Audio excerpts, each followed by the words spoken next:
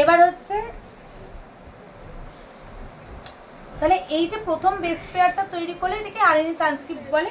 এরপরে এ প্রমোটারকে ছেড়ে চলে যাবে বিদায় বন্ধু বলে, ঠিক আছে, বিদায় পৃথিবী। হ্যাঁ, তারপরে এ এখানটা আসবে, এখানটায় এসে 10 থেকে 12টা নিউক্লিওটাইড তৈরি করবে।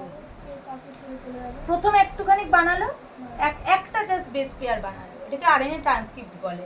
প্রমোটারটা বানানোর পরেই পলিমারেজ প্রমোটার, এত অব্দি প্রমোটার ছিল তো, এটাকে ছেড়ে চলে যাবে পরের পোর্শনে যাবে, ডিএনএ পরের পোর্শনে যাবে, এবং ডিএনএ পরের পোর্শনে গিয়ে 10 থেকে 12টা নিউক্লিওটাইড তৈরি করে দিল এমআরএনএ।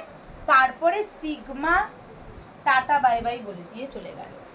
আর সিগমা এখন কিছু করবে না, এখন যে পুরোটা যে থাকবে ডিএনএ, হ্যাঁ, সেটা এই core polymerase, core RNA polymerase গুলো করবে এটিপির হেল্পে।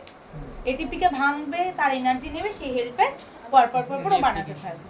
এবং অবশ্যই সেখানে যেরকম দেখাচ্ছিলাম যে বেস পেয়ারগুলোর অপোজিট সেরকম ভাবে পুরো এখন এরকম ভাবে এমআরএনএ এরকম ভাবে এখান থেকে কেন করছে, এই যে এখান থেকে পুরো এমআরএনএ এরকম ভাবে তৈরি হতে থাকবে। হ্যাঁ, তো এভাবে করে ফার্স্ট যে এমআরএনএটা তৈরি হয় তার সেটা হয় এইইউজি, মানে ফার্স্ট যে কার্যকরী মিথিওনিন, ওটার সাথে মিথিওনিন নামক অ্যামাইনো অ্যাসিড যুক্ত হয়, ঠিক আছে।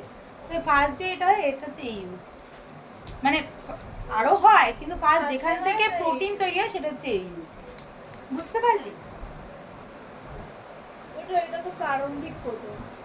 হ্যাঁ, ওটা ট্রান্সলেশনের ক্ষেত্রে, বুঝতে পেরেছিস, মানে যেই কোডনটা থেকে ফার্স্ট প্রোটিন তৈরি হওয়া স্টার্ট হবে সেটা। আপাতত এখানে যেমন ইচ্ছা হতে থাকছে, বুঝতে পারলি? এরকম ভাবে এমআরএনএ তৈরি হবে আস্তে আস্তে। ওই নুসা নামে প্রোটিন আছে, সেইটা মিলে আর সিগমা বাদে এরা করতে পারে এরকম ভাবে এমআরএনএটা তৈরি করবে। আচ্ছা, মানে এখন তো আর ওই রকম কিছু নেই, স্টার্টিং করুন এখন নরমালি হবে, এবার যেখানে স্টার্টিং কোন স্টার্ট হবে ওখান থেকে রেপ্লিকেশন স্টার্ট হবে। কি আবার রেপ্লিকেশন কোথা থেকে? রেপ্লিকেশন না, সরি, ট্রান্সলেশন। হ্যাঁ, ট্রান্সলেশন, হ্যাঁ, মানে প্রোটিন তৈরি হয়। হ্যাঁ, ওটা ইউজি যেখানে স্টার্ট থাকবে সেখান থেকে হবে। আচ্ছা, আর এখানে শেষ যেটা হবে সেটা পরের দিন বোঝাবে, একটু লুপ টুপ তৈরি হবে, আটকে যাবে, এরকম ব্যাপার আছে।